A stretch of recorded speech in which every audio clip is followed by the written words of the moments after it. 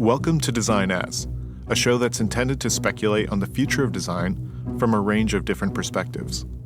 This season, we're bringing you 6 new episodes with 6 new keywords to interrogate. This episode, you'll be hearing 3 different design voices speak to the idea of design as discipline. I'm Lee Moreau, host of the Futures Archive from Design Observer, founding director of Other Tomorrows, and professor of practice and design at Northeastern University's College of Arts, Media, and Design, which hosted the 2024 Design Research Society Conference earlier this summer. There, I got the chance to sit down with various guests, leaders, and speakers who are attending the conference, and we've compiled their voices into this episode about design as discipline. It's a roundtable in 3 parts. On this episode, you'll hear from Mariana Amatullo, the craft of the discipline, but the deep knowledge of the discipline, its connection to empathy, to questions about how humans connect with each other in this space, in the moment of Gen AI. All of that is coming to the forefront. And so there's a lot of new work to be done. Elizabeth Cristoforetti. As I've been going back and looking through history about how design disciplines have changed over time, they're always changing in relationship to moments of extreme complexity. And Maria Risueño. In areas of our society and academia, industry, all of it, that was not, design was basically not, that's not where design started. And in a way, it feels like the scope is expanding and more people are calling themselves designers than in the past. This conversation about design as discipline is interesting to me because it was clear from some of these conversations that design changes you, that people are changed by the act of designing, that engaging in this strange exercise, both about creating new things and thinking about the world in different ways, allows you to transform in ways that sometimes aren't predictable. And one of the central questions or conversations that's been happening in the last few years is who gets to be a designer, who gets to call themselves a designer, what does that mean? And while I think this is a very rich conversation and there are lots of different perspectives, I think there's some essential definitions around the difference between designing for self and designing for others and the kind of professionalism that requires. And understanding that balance, both as a professional, as an academic, and as a person, is really important as we engage the world day to day. And I think that's a conversation that should be happening a lot more in the practice and in the education of a designer, but it doesn't happen as much as it should. And it was lovely hearing some of these reflections about design as a practice and a discipline coming out of this conference. I'm here with Mariana Amatullo here in Northeastern University's recording studio. It's June 24th, the first day of the conference. And there are a lot of, let's say, familiar faces from Design Observer who are here. You're one of the voices. Mariana Amatullo is also the Vice Provost and Academic Dean for Continuing and Professional Education at Parsons School of Design. You're a practitioner, scholar, an academic administrator, a design strategist. I follow you on social media, and you're like seemingly at every conference that's taking place. What particularly excites you about this week? I think the framing, interested in, how we are framing and reframing themes that have been around, but others that are emerging with more force in institutions around the world. I'm about to spend a month writing and spending time with a book that I've been doing research on for the last year. What are you working on? Important. Yes. What's it all about? Yeah. So the working title of the book is Inflection Point, Catalytic Moments in Designers' Lives. And I'm profiling about 35 very celebrated designers from around the world whose careers have been defined by purpose. Mm-hmm. And so I'm asking questions about design leadership, about social innovation, which, as you know, is the field of my research for the last 25 years. And so having this opportunity to hear from colleagues about how they're thinking about the lenses that are driving purpose in their own research is something that I'm very excited about. I mean, there's a million topics you could take on, but why did you settle on this notion of purpose? Why was this the topic that's going to define this next chapter of your career? This book is my first monograph. As you know, I've been editing books about design and social innovation for years now, and coming out of 20 years or so of leadership with Design Matters at our center and a very socially driven practice out of Parsons. The book continues sort of exploring one of my obsessions, which is how do we advocate for the value of design as a field of research and practice in non-design fluent environments? How do we measure value? What is inspiring about this field that allows us to really address a lot of the social issues that we're contending with as human beings in a very vulnerable and interconnected planet? You just used the word fluency or fluent, but I'm wondering, there's so many contexts that we enter where we're like, you're questioning the fluency, right? Like that's a huge topic. It is. And, as an educator, it's something that I'm always confronted with. Designers, and, I teach in the School of Design Strategies at Parsons, where we're training a next generation of leaders in design to really shape design arguments in companies and nonprofits and government. And they're often having to be very persuasive and effective with non-design fluent colleagues, right? So that developing that argument in ways that are potent, that are effective, that are data-driven, it becomes very important. So it's a recurrent theme for me as a researcher.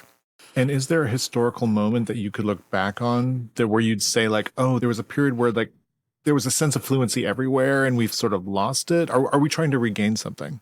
That's a good question. I think that the field of design is still a very young field compared to other disciplines. That right? makes me feel good. It's still a young field. And there's, of course, been this moment of the design thinking sort of explosion and that space in business, design conquering, so to speak, that space. And we have seen the era of the chief design officer, right? And these big design teams being built at IBM and other places. And now we're in a moment of flux, right? We're in a moment, a lot of folks and friends like Robert Fabricant and others are writing about this, right. How that space is no more. And so I think it's an interesting moment of change, and where, again, the craft of the discipline, but the deep knowledge of the discipline, its connection to empathy, to questions about how humans connect with each other in this space, in the moment of Gen AI, all of that is coming to the forefront. And so there's a lot of new work to be done. And this moment of change, which I acknowledge, and I think Fabricant's series of essays are, very clear and spot on. It's also an opportunity, right? So as we look to the future, and, I think he's put out a couple of suggestions about where things could go or where we need to be paying attention. But you as an educator, where are you focused? I am very focused on the question of rigor and craft. And, I always say that strategic design is a way of crafting new arguments and decision-making in a potent way. And I think it's very important for this next generation of designers to be very clear on what the tools are out there, how they can manage them, but also be clear that, the tools will continue to change, right? So this explosion of technology is definitely changing how we practice. And it's important to be at the driver's seat. So I'm really focusing on these questions of leadership and rigor and that vertical, right, in that T. Mariana, it was wonderful spending time with you. Thank you so much, and I look forward to seeing you at the conference. Thank you so much, Lee. Wonderful to be part of your series. Thank you for the invitation. Thank you.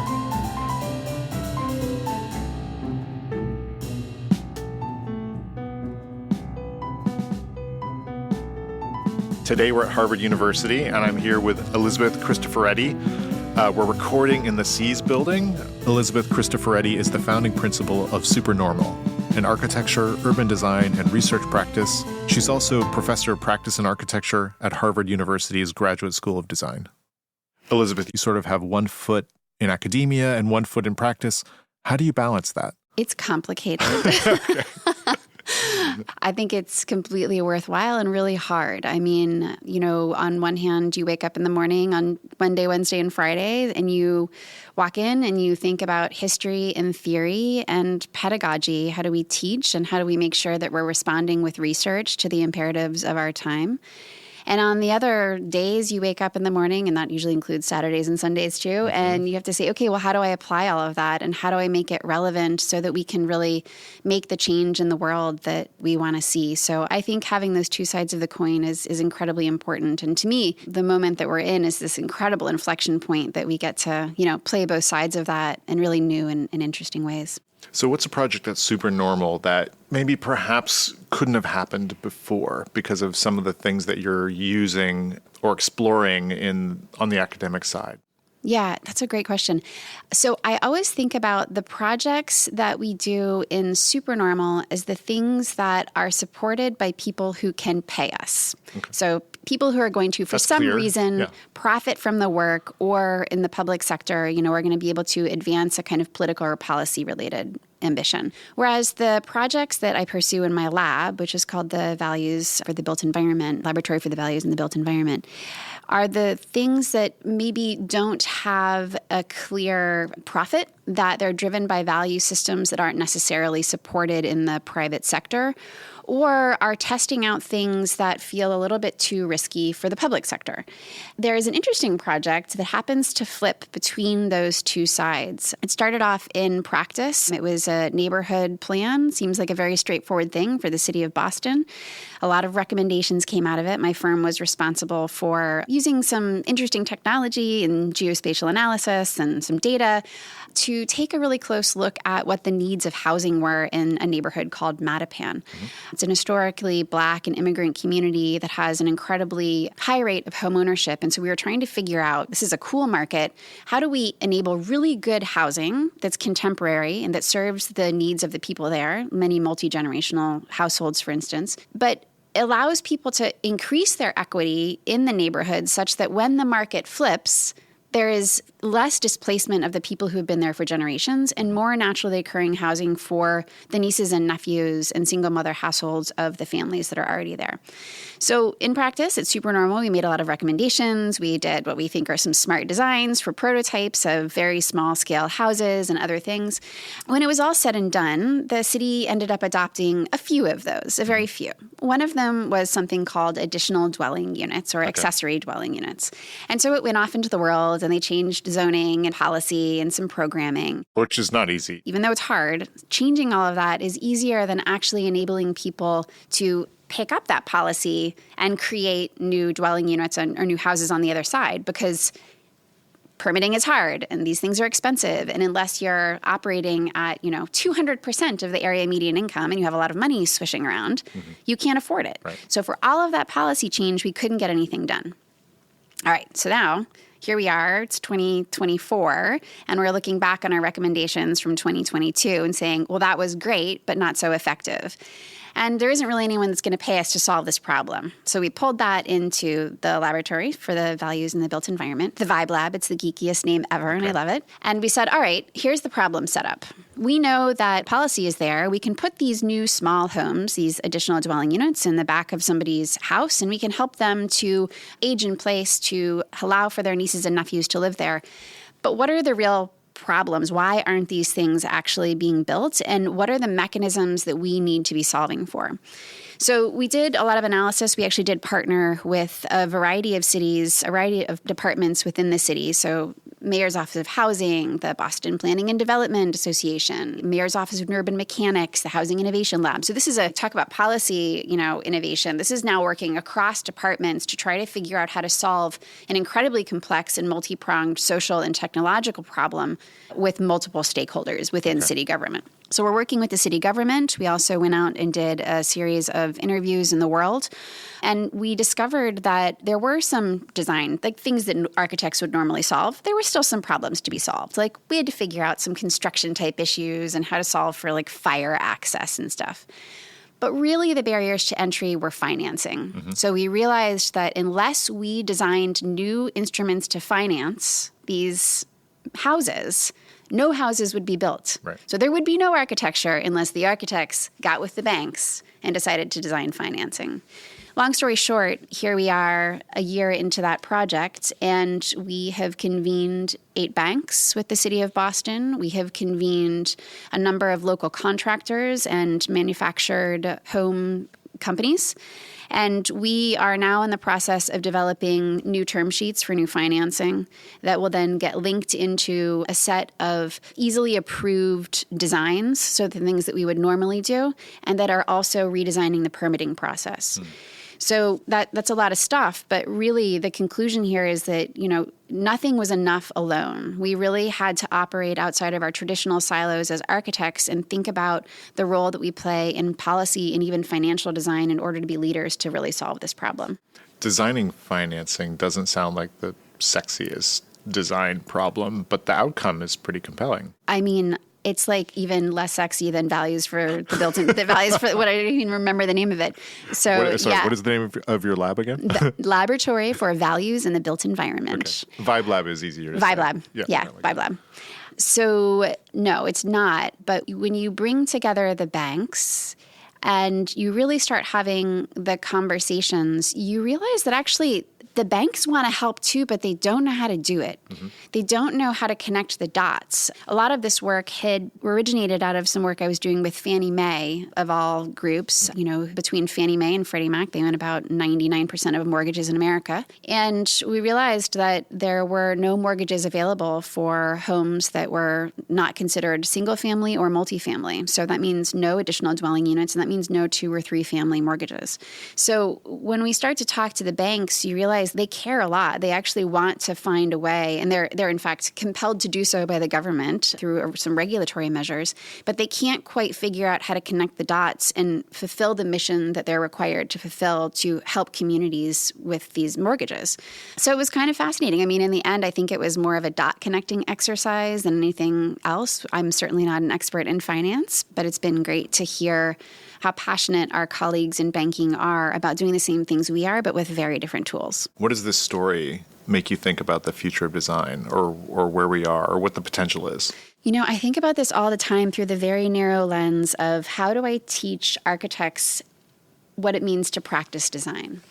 And I think what it used to mean to practice architecture was something very, very specific. If you wanted to change the built environment, you would go find a client and you would design a building, and it would be remarkable. You had an enormous amount of agency and autonomy over what that building looked like and how it would be and operate and impact the world. And that's just not the world we live in anymore. We live in a world where our buildings are designed by real estate investment trusts and regulatory infrastructure such as zoning code, which I also design, and building code. It can feel like buildings are designing themselves. And so as we think about what it means to practice with design agency now, I think we have to think more broadly about what the tools and techniques and mechanics are by which we actually make change. Now, if you still want to design architectural details, there's a place for you, right? But if more holistically what you want to do is transform society through the built environment, we have to look upstream and start thinking about operating not only at the scale of a single project, but also at the scale of policy and finance and technology. So I've been asking everyone sort of where they see the future of design, but I'm going to frame it a little differently for you, which is like when you think about the future of design, is it a process of zooming in or of zooming out or something in between? Because it seems like you're actually going in both directions at the same time. We have to hold in our hands and in our heads the capacity to have deep expertise in something and then rapidly zoom out and understand where it's relevant. I've been doing a little bit of writing lately on this kind of moment and where design practice lives right now. And as I've been going back and looking through history about how design disciplines have changed over time, they're always changing in relationship to moments of extreme complexity. So the Industrial Revolution, the Enlightenment, right? These kind of moments when everything is thrown up in the air and nobody knows how to respond to it. Like we had Victorian architecture as the first response, right? Like I feel like we're in that moment again. Okay. We're at this incredible moment of complexity. And I think that design is kind of, bunching together. It's both everything and nothing at once.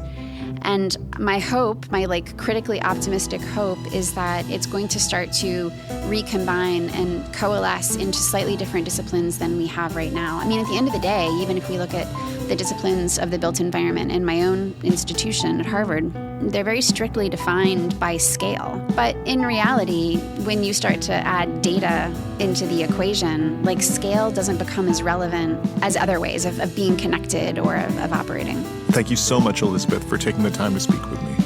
Thank you so much, Lee.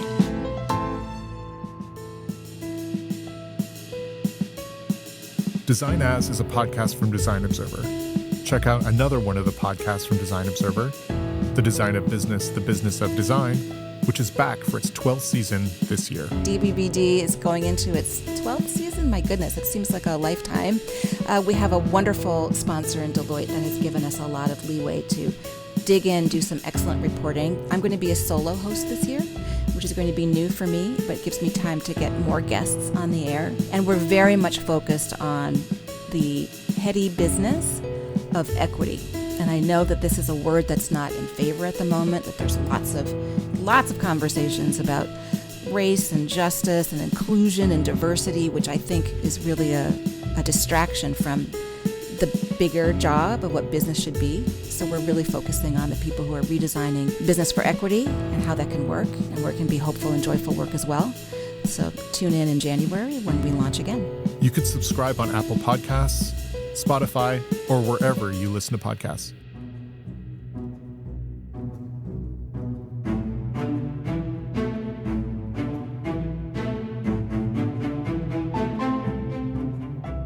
I'm here with Maria Risueño, recording at the SEAS building at Harvard University on June 25th. Maria is a senior design strategist at Other Tomorrows, where we work together. Hi, Maria. It's great to see you and spend time in the booth with you. Excited to be here. So, Maria, we know each other very well. You were a student at MIT while I was teaching there many years ago. And then you are now senior design strategist at Other Tomorrows, which is a studio where we work together, which is amazing. We do all kinds of cool projects. But you did other things here at the conference. So tell us why you were here participating. Yes. So what brought us here, because I was leading a session with Yuli yesterday, was a collaboration, a partnership with Swiss Next in basically trying to understand what's happening in the field of design, why Morningside Academy at MIT is happening, what the future holds for the design and all the practitioners that are here today. So we were working on a project, qualitative research project last year, in the last 18 months, and we got the opportunity to present that. We had a great conversation yesterday. And it was a packed room. It was a standing room only, actually. Where did the conversation center itself, or what were a couple of things that people were interested in? Yes, so I think something that was really interesting in the session was the fact that the title of the session was the expanding scope of design. The fact that design seems to be pervasive and taking place in areas of our society and academia, industry, all of it, design was basically that's not where design started. And in a way, it feels like the scope is expanding and more people are calling themselves designers than in the past. One of the quotes that was brought up yesterday during the session was from someone at MIT, from Skylar Tivitz, who I think he said, if everything is design, if everyone is a designer, then really nothing is design, because that's really a risk, right? Yeah. We really need to take a step back and think about how do we articulate the value of design and what really makes a designer, what type of value design brings to the table, and what is unique about that. Just because the way democratization of the tools, really it's kind of a risk towards the practice and the academia. I mean, if everything is design, then nothing is design. That's going to be provocative from both sides. So, right, the formalists are going to be like, yeah, obviously, that's not design at all. And on the other side, a lot of people that consider themselves design researchers don't identify as designers. Yes. So many of the people in that room were on both sides or on either side. Did that heat up as well, or how did that land in the room? I think another theme that came to that point, Lee, the notion of trust. Like, how can someone in the room mention that in design education, students, academics need to show a level of trust unprecedented levels of trust, in the sense that students need to come in understanding what am I going to get out of this education, and academics and teachers, educators need to be able to articulate that value in the shifting landscape. And that's something we felt that was very present in the conversation. But to your point, you were saying that if everything is designed, nothing is designed, that's the risk. I think that's also a unique opportunity for design to get in places where it hasn't been part of the conversation, and a tool that people not trained as designers are actually going to be able to use. And I think the collaboration part of this conversation is really exciting.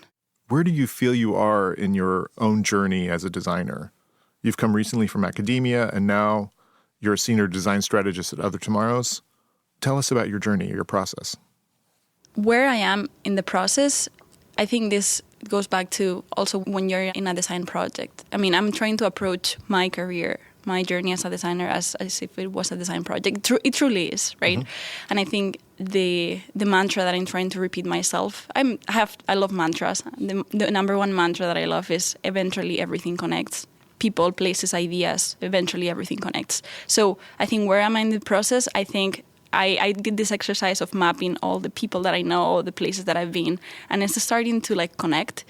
But you don't know what you don't know, and that's the second mantra, right? And I think being here, I'm learning about people, institutions, tracks that I didn't know about, and especially working as a designer. Every client, every industry is a new challenge, and you learn skills. And I think when you put those two together, it's when magic happens, because everything is connected, and then you meet that person who's going to become your mentor, is going to become a leader that's going to propel you forward. And I think I'm trying to make those connections right now and where I am in the process.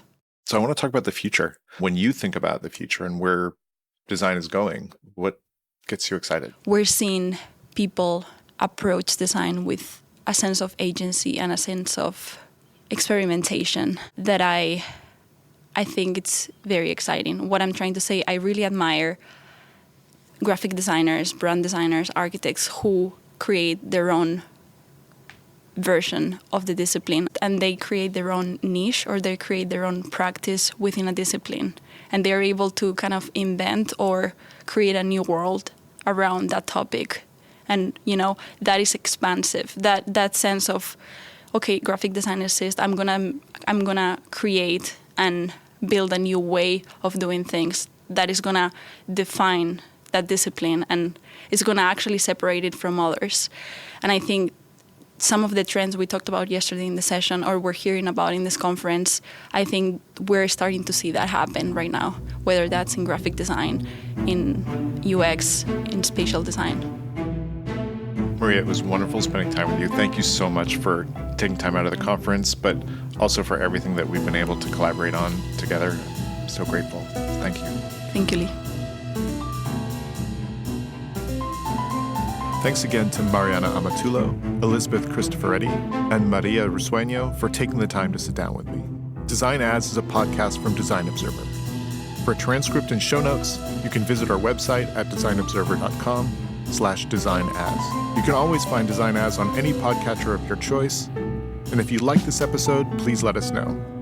Write us a review, share it with a friend, and keep up with us on social media at Design Observer. Special thanks to Maxine Philibon at the Northeastern Recording Studio and Design Observer's Editor-in-Chief, Ellen McGirt. This episode was mixed by Judy Bell Kamanian. Design As is produced by Adina Karp.